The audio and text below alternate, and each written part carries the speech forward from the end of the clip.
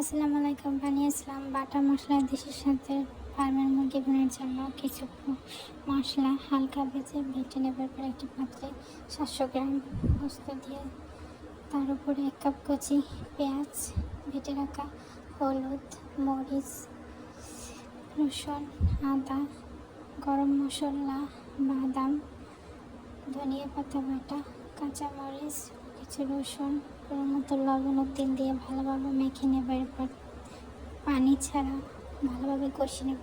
আগে থেকে ভেজে রাখা আলু দিয়ে দেওয়ার পর ভালোভাবে মিক্স করে তার ভেতরে 1 চা চামচ পরিমাণ গরম মশলার গুঁড়ো দিয়ে ভালোভাবে মিক্স করে দেওয়ার পরিমাণ মতো পানি দিয়ে সব কিছু সেদ্ধ হওয়া পর্যন্ত রান্না করে নেব।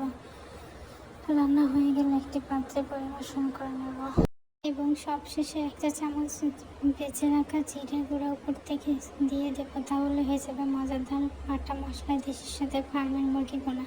ভাত, খিচুড়ি, পোলাও বা পরোটা সাথেই জমে